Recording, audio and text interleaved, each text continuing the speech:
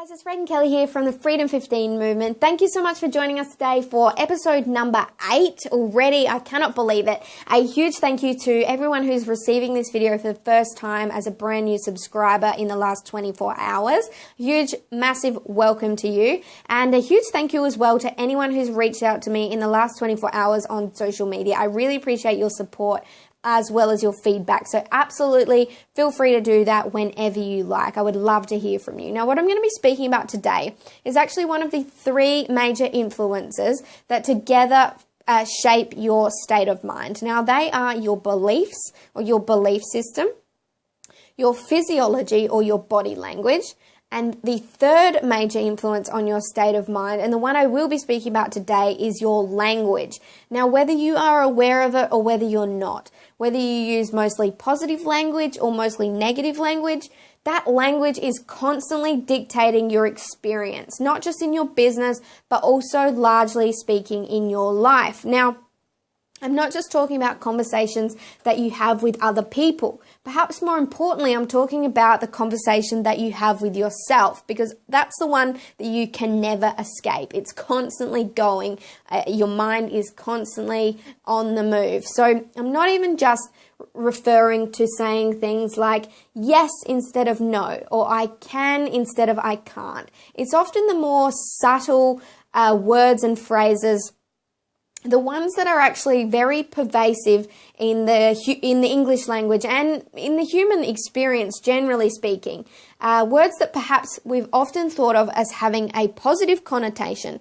Now, I'm referring to words like I'll try, or we'll see, or I'll try my best, or I hope so. Like I said, these words can actually be more damaging to us, and they really are very pervasive, especially once you become quite aware and conscious of your use of them and the use of those around you. Now, phrases like this are constant. You turn on the TV right now, I promise you'll hear someone say they're going to try something in the next 5 minutes. Now, it's in the media, it's in other conversations we might overhear, it's in conversations that we have with friends and family. And like I said before, the most deadly is if we use it in the conversation we have with ourselves. Using a phrase like, I'll try, it's essentially providing an escape route. It's saying to your subconscious mind, already, there's a chance that I won't reach the level that I want to reach or have the level of success I want to have. It's providing essentially a shock absorber or a buffer, so that if things don't go according to your ideal plan, your subconscious mind isn't going to get angry or upset or disappointed, because in a way you've already anticipated it. And in fact, using that kind of language is actually going to become a self-fulfilling prophecy. Now, by replacing that with a better question or more positive language, saying something like, how can I be better? What can I do differently?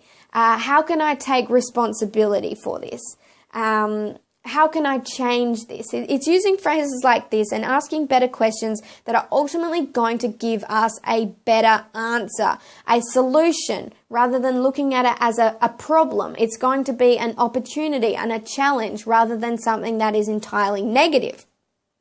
And what we're doing when we use language like that, like I said, not only are we bringing about a better answer and a solution, but we're shifting the responsibility and the accountability from something that is in the outer world to something that is of an inward focus. We're putting the responsibility in our own hands rather than in somebody else's. Now, if we can imagine a line by using words like I'll try, or I might, or I should, or maybe I will, or but, we're placing ourselves in a position that falls below the line. We're not taking responsibility. We're often blaming other factors. When we change that language, like I said, to ask better questions, to use I can and I will and yes, it's going to happen, we're putting ourselves above the line. And that's where we're taking responsibility, like I said, for our own lives. Now, the first step to any kind of change is obviously awareness. Now, you are going to be absolutely amazed by the amount of times that words like try will actually crop up in your daily speech. Now, I was completely and utterly shocked, and it wasn't until I really became conscious of my language and took on an accountability partner to pull me up for a whole week on every time I used the word try that it really started to reshape my thinking. Now, I thought I was a positive person before that, but now when I hear somebody say they'll try, it's literally like somebody is punching me in the neck. It really, really gets under my skin. And the way that somebody explained it to me, back about 12 months ago now, is if I put this pen down and somebody asks me to pick it up, I either do or I don't. I can't try to pick up that pen. Now, it's an analogy that you can apply to almost anything. You are either going to do it or you're not going to do it. You're not going to just try and set yourself up, like I said, with an escape route. Very obviously, therefore, success will continually evade the person that is using phrases like, I should, or I'll try, or I have to on a regular basis. And the way that you talk to yourself and others will ultimately impact your attitude, your energy level, as well as how others perceive you.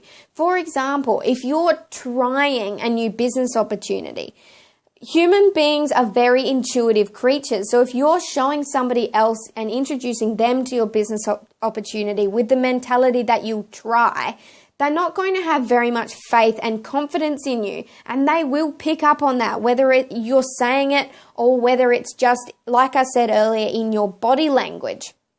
So if you don't have faith and trust in yourself, in your own beliefs and in your own abilities and in your own capacity to make decisions, then nobody else is, and you're not going to be able to inspire other people. Alrighty guys, now my absolute closing message to you is if you still find yourself using words like I'll try or I hope so, phrases such as those, which will ultimately be quite damaging, will set the height at which you can achieve certain things in both your life and your business.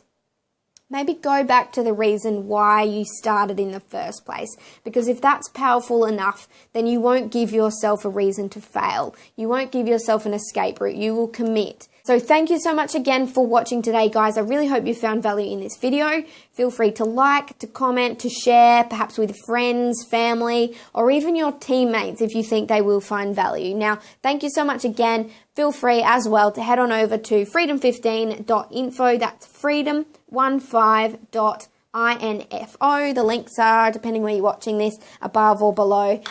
Thank you so much again, you guys. Really appreciate it. And remember, watch your language. Thanks, guys. Bye.